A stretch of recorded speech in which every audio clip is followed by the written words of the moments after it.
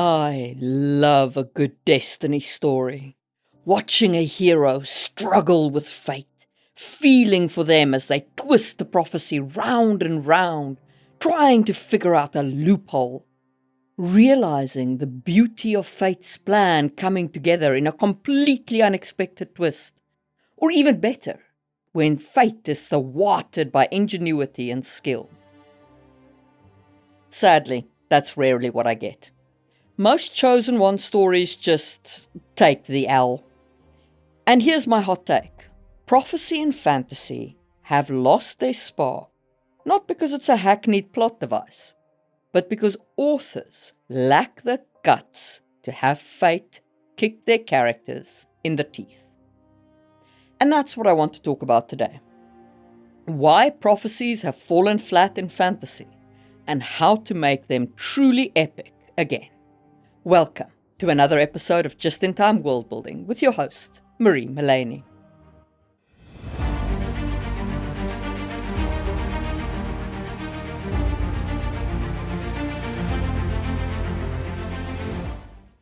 We're going to start by discussing prophecies in mythology and what they got right. It's important to understand history sometimes. You know who had the cojones to kick their characters so hard they swallowed their teeth? Greek tragedies. Those guys pulled no punches, and they treated prophecy as a mysterious, inescapable, and often fearsome force. Any attempt to cheat fate usually only ensured its fulfillment. The story of Oedipus is a classic case. An oracle pronounced that he would kill his father, which was a horrific crime in ancient Greece. I mean, it still is a horrific crime, obviously, but it was seen as damning way beyond simple murder by the Greeks. Anyway, so he was fated to kill his father and marry his mother. That was his prophecy. I'm pretty sure he'd give that fate a 1-star do not recommend. His parents tried to prevent the oracle's prophecy by, I kid you not, abandoning him at birth. Which is like, come on, guys. Dude doesn't know who his father is. How did you think this was gonna end? And of course, those very actions did in fact set in motion the events that led to Oedipus unwittingly committing those exact crimes. Prophecy in the ancient myths wasn't a gentle nudge toward a quest. It was an inescapable doom hanging over characters, creating profound terror and irony. Oracles in antiquity often spoke in riddles and double meanings. The Pythia at Delphi would deliver proclamations so cryptic that even wise characters were left puzzling, frequently to their peril. A famous example is King Croesus of Lydia. The Delphic oracle told him that if he attacked Persia, he would destroy a great empire. Croesus took that as a prediction of Persian defeat. Short story, no. The prophecy was tragically fulfilled when his own empire was destroyed by the Persians. Yeah, Croesus was famous for more than his golden touch. Anywho, this kind of ambiguity meant prophecy was only understood in hindsight, and it carried the weight of divine mystery. People approached oracles with awe and often significant sacrifices, because the prophecy was woven into their religion and worldview. It was not a convenient plot device. Mythic cultures also entwined prophecy with a grand cycle of creation and destruction. In Norse mythology, the apocalyptic prophecy of Ragnarok looms over gods and men alike, a fate as inevitable as it is terrifying. The Vikings believed Ragnarok would bring the cataclysmic end of the world, and this belief had profound ramifications for how they understood the world in their own time. Crucially, even knowing they are doomed, the Norse gods don't treat the prophecy as a simple win-lose spoiler. They treat it as a call to valor. The old tales describe Odin and the Aesir marching out to their final battle, even though they know what the prophecies foretell about the outcome, that they will die. They still went because they believed it to be the right thing to do, the valorous thing to do. This is fate as an inescapable truth, memento mori and all that. And yet it inspires courage and existential defiance rather than resignation. Likewise, many ancient traditions gave prophecy a cosmic cyclical scope. In Hindu cosmology, for instance, there's a prophecy of Kalki, the 10th and final avatar of Vishnu, who is destined to appear at the end of the Kala Yuga, the Dark Age, to destroy evil and usher in a new Golden Age.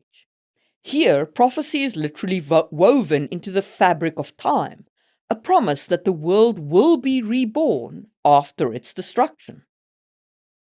The power of these old prophecies lies in their ambiguity and gravitas. They often require interpretation, come with conditions or hidden twists, and demand something from those who hear them, a sacrifice, a choice, a test of faith. By understanding how ancient storytellers made prophecy feel like an earth-shaking force of destiny, one that evokes both fear and wonder, modern fantasy writers can see what's missing in some of today's cookie-cutter, chosen one narratives. Okay, so that's what ancient myths got right about prophecy. Now, let's talk about the pitfalls of prophecy in modern fantasy.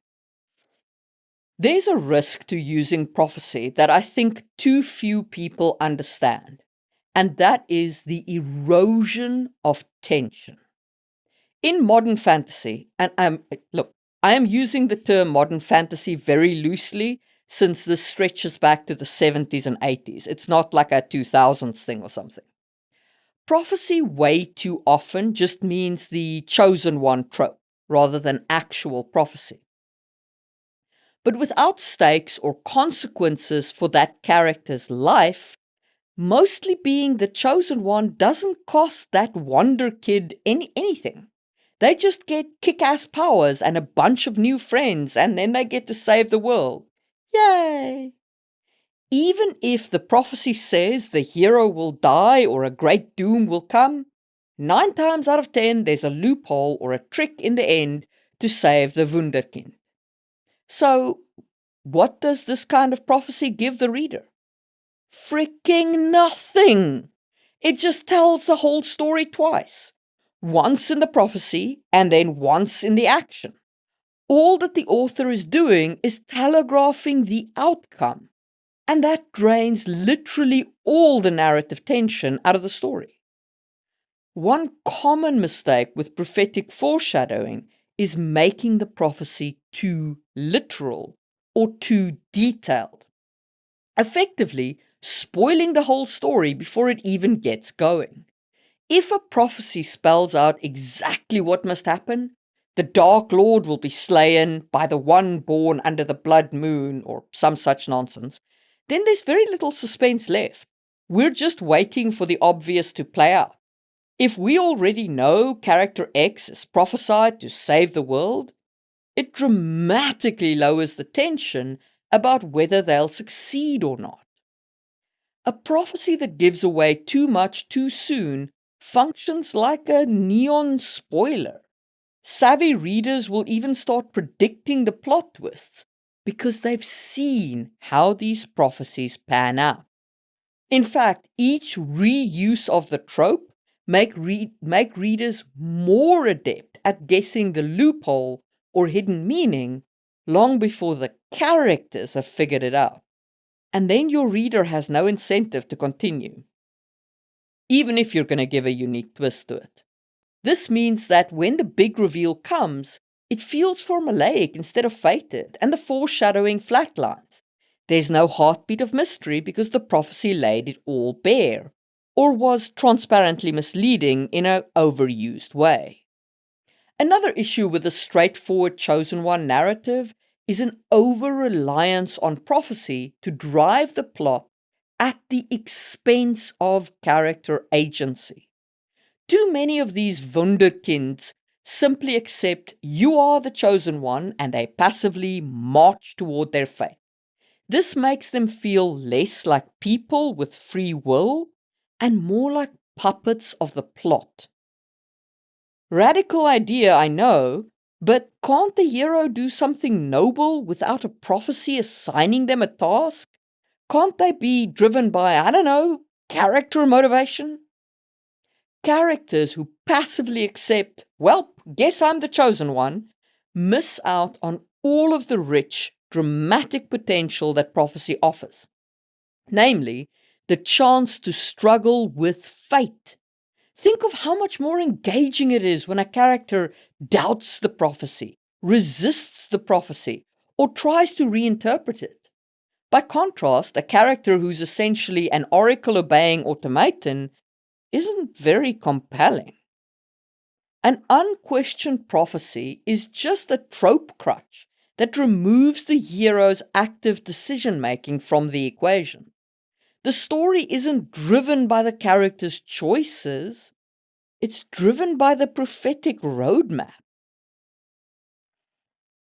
And finally, we come back to kicking the characters in the teeth or the cost of choices. I normally like the Percy Jackson books by Rick Riordan and find the prophecies in them used well. But in Blood of Olympus, which is part of the Heroes of Olympus series, he sets up a prophecy where one of the heroes will die. And man, I was stressed reading those books. I was wondering who was going to die, fearing to even read the last pages. And then, what does Riordan do? Refuses to execute. Instead, the character that was set up to die is saved out of nowhere, and everyone survives. Hooray. Like, I'm not saying I wanted anyone to die, but my guy, you set it up. You made the prophecy. If you're going to loophole someone out of death, at least make the twist make sense. All that suspense and emotional stakes throughout the books, and then Riordan just rug pulled me at the end with a fake out prophecy, which was just used as a cheap trick to create fake drama. This was prophecy as a plot coupon, something the writer inserts for convenience and then redeems or invalidates when it's handy. It is deeply unsatisfying. A prophecy that doesn't actually matter to the outcome because the author can ignore it or twist it arbitrarily ends up feeling pointless. If you're going to foreshadow the plot, best you make sure your foreshadowing makes sense when I look back at the story. Now, everything that I've mentioned is a fixable problem. And as I said, I love a good prophecy. Hell, I took the risk of putting a prophecy in my books. Readers will say whether it's good or not. So don't take my rant as the death of the prophecy trope. Not at all. But before we talk about the 5 ways to reignite the spark in prophecies, give me one moment to tell you about why you should become a member of the Just-in-Time Worldbuilding channel. Members of the channel pay a small fee, most of which comes straight to me, and in return they get a members-only live stream each month, early access to my other videos, and free access to the worksheets I create for Worldbuilding Blueprints podcasts. They also feed my cats and generally make it possible for me to keep making these videos. So if you want to support what I do here, consider becoming a Just-in-Timer. And to all of you out there who do support me on the channel, I see you and I appreciate you every single month. Alrighty, now let's talk about 5 strategies to reignite prophecy, starting with craft prophecies that are cryptic and open to interpretation. The best prophecies don't read like a GPS route. They're more like a treasure map with half the pieces missing. Make the wording poetic, ambiguous, and symbolic, something that the characters and readers could interpret in multiple ways. This brings back suspense and room for surprise. A great example is Brandon Sanderson's Mistborn trilogy, which include prophecies and legends that seem to predict a chosen hero but have layers of hidden meaning. Often the characters and the audience only realize what the prophecy truly meant after it comes to pass, and it's usually not in the way that they initially expected. By keeping prophecies cryptic, you invite your audience to speculate and to stay engaged with your story. They'll be second guessing the prophecy rather than feeling like the outcome is a foregone conclusion. Plus, a cleverly ambiguous prophecy is far more force of destiny than a straightforward one. It feels like a living puzzle the world is trying to unravel, which is much more immersive than a, hero born under the blood moon will slay the Dark Lord type thing. A great tool here is language within your world, actual languages people speak. I use language extensively in Sangwheel Chronicles, my epic fantasy series. The prophecy there was written by a crazy dude to begin with, so it's pretty disjointed already. But more importantly, it was written thousands of years before the story takes place. It's been copied, it's been translated, there have been mistranslations, there are double copies and fragmented pieces all over the place where the same verse is said differently. And I mean, sometimes even punctuation can change the meaning of a sentence completely. Consider, I helped my Uncle Jack off a horse, or I helped my uncle, Jack, off a horse. I'm just saying. Now, think of the havoc that a millennia of language shifts can wreak with prophecy. And that's what I use to make my prophecy ambiguous and a guessing game for my characters as well as my readers. And building on that thought, embrace lingering mystery in your prophecies. In mythic storytelling, not every question is answered, not every detail is spelled out. And that's a feature, not a bug. Consider how even in Norse mythology, accounts of Ragnarok vary. Some sources say the world ends completely. Others say a new world is born from the ashes. That ambiguity invites interpretation and imagination. It kept the myth alive through retellings and debates. In your fantasy world, you don't have to tie every prophetic loose end into a neat little bow. Maybe the prophecy comes true, but some eerie detail remains unexplained. Or perhaps the full implications won't be known until long after the story ends, if ever. This leaves the audience with a sense that the world extends beyond the page, that there are still mysteries in it, just like in real mythology and life. A prophecy that retains a bit of enigma will continue to haunt the audience's mind in the best way, prompting them to theorize and wonder what it all meant. 2. Integrate your prophecy into your world's lore, religion, and society. In myths, prophecies weren't isolated plot tokens. They were deeply woven into culture. Your fantasy world will feel richer if the prophecy has history and believers or skeptics shaping society around it. Consider how the prophecy affects religion. Do people worship or fear the foretold event or person? Politics. Are there factions trying to prevent or ensure the prophecy? And even daily life. Perhaps a saying or ritual comes from the prophecy. When prophecy is embedded in the world building, it stops being a convenient quest prompt and becomes part of the fabric of the story. For instance, Andrzej Sapkowski's Witcher saga does this really well. Ithlain's prophecy of the White Frost, a foretelling of a world-ending ice age and a savior from the Elder Blood, is known throughout the continent. It's not just backdrop, it actively drives the actions of major factions on the continent. An empire like Nilfgaard conducts its wars and breeding programs, believing they're fulfilling or manipulating the prophecy. And elves cling to the prophecy as a hope and explanation for environmental changes. Because the prophecy is ingrained in the lore, every mention of it carries weight. Likewise, think of how A Song of Ice and Fire features multiple religions and followers interpreting prophetic signs, especially those of the prince that was promised and the coming of winter. This very dispute over prophecy becomes a driving force in the narrative. Even more subtle world building can help. Maybe your world's prophecy is recounted in children's nursery rhymes, or its verses are carved into ancient monuments. These touches make the prophecy feel mythic, not mechanical. 3. Allow characters to struggle with and against their fate.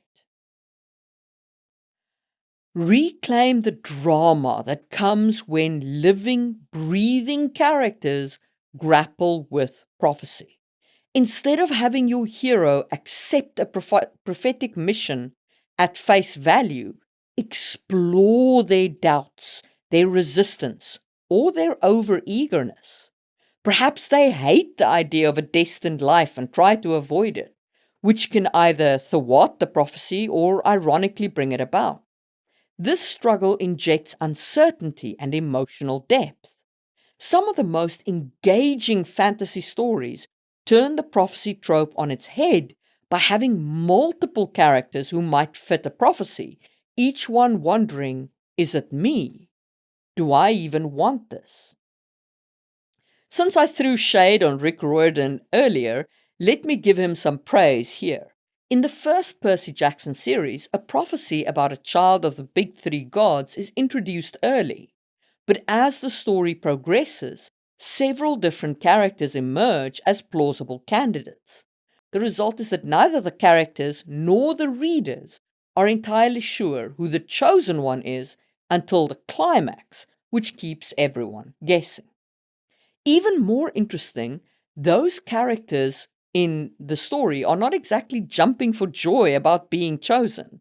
There's a palpable anxiety about being the subject of a potentially grim prophecy. I used this technique as well in Sangwheel with multiple chosen ones and multiple people who could fulfill different parts of the very ambiguous prophecy. And people in the story have different interpretations, which also causes drama in and of itself. By giving your heroes and villains an opinion on prophecy, maybe one tries to defy it, another fanatically fulfills it, another exploits people's belief in it. You turn prophecy into a catalyst for character development. It stops being a checklist and starts being a challenge the characters have to confront. Remember, the tension between fate and free will is where prophecy truly shines. Lean into that. Let a character make a desperate choice because they believe you can't fight destiny. Or conversely, let them risk everything to fight their fate. Those moments will resonate far more than a character simply doing as they were foretold to do. And as a bonus, if characters take actions to avert or ensure a prophecy, you generate a great plot twist. And speaking of subversion, you should subvert the expected outcome of a prophecy, but you should also play fair. A revitalized prophecy trope often comes from surprising the audience, not by betraying the setup, but by fulfilling it in an unexpected way. Think of prophecies with double meanings, or ones that come true but not how the characters imagine. You can let the prophecy technically happen while subverting the spirit of it. A famously clever example is in the Mistborn series, as I mentioned earlier. The prophesied hero of ages, is indeed real, but the meaning of the hero's journey and the enemy to defeat were misread, with enormous consequences for the finale. I won't spoil anything here, but suffice to say, it's not a simple slay the Dark Lord as everyone assumed. Just for the sake of readers everywhere, please do avoid this very, very hackneyed twist of I will not be slain by the hand of a man, or something equivalent. We all know at this point that that's just pointing at a not human or a gender bender hero slaying the Dark Lord. Please, give it a rest already. Ahem. Sorry, anyway. The key with subversion is to foreshadow the possibility or to lay clues so that when it happens, it feels earned, not random. You want the audience to say, I did not see that coming, but now looking back, it all makes sense.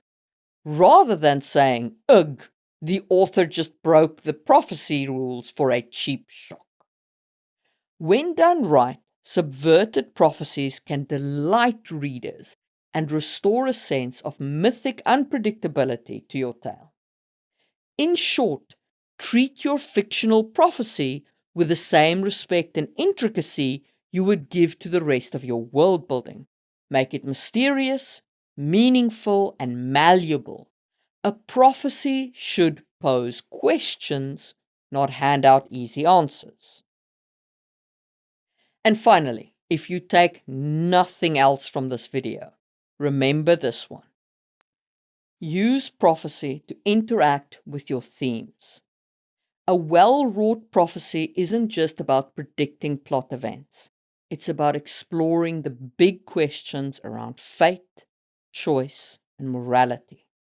One way to do this is to use prophecy as a catalyst for profound character growth and moral dilemma. When a character is confronted with prophecy, it should challenge them internally. What does it do to somebody's psyche to be told, this is your fate?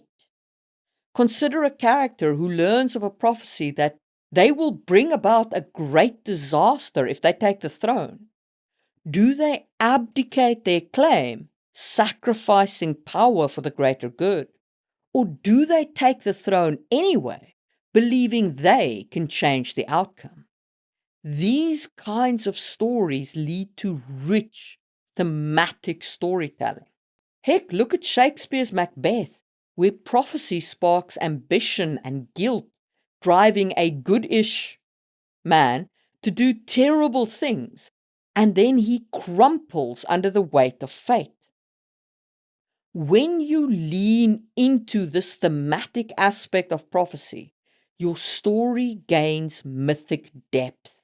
Maybe your hero does everything right and still fulfills a dark prophecy, which can raise questions about predestination and free will. Or maybe the hero finds a clever loophole that technically fulfills the prophecy, while also exercising free will to avert doom. A satisfying reconciliation of the two. Either way, the prophecy isn't just a spoiler. It becomes a thematic backbone that gives your story meaning beyond the surface of adventure. Done right, a prophecy can elevate your epic from a predictable tale to a timeless saga, restoring that sense of cosmic wonder that made us all fall in love with fantasy to begin with. So don't be afraid of prophecy. Don't assume it's an overdone trope. It's an amazing tool, but to use it well, apply the ambiguity of a salesman with a bridge in Alaska to sell, and for the love of the good story, have the courage to kick your characters straight in the teeth, or lower down and more centerline. And that's my thoughts on prophecy in fantasy stories. If you enjoyed this video, drop a snake emoji in the comments, and while you're down there, hit the hype or the thumbs up button, or both, if you're feeling super generous. As always, a huge thank you to my channel members, especially the just-in-timers of the Stone tier: Jeff Hicks, Epic, Laura Bones 79, A. Walliard, Neil Buckley, Necromancer JM, Katie Kofi Mug, and Tony Lamanna, along with the Wood and Straw tier members. Your help allows me to keep making these videos, and I am very, very grateful. If you would like to support the channel, one free way to do that is simply to watch another video. And if you enjoyed this video, you will probably enjoy my video on creating compelling characters, which you can check out right now on screen, or you can follow whatever the algorithm is recommending to you from my back catalogue. And I will see you soon for another episode of Just in Time World Building.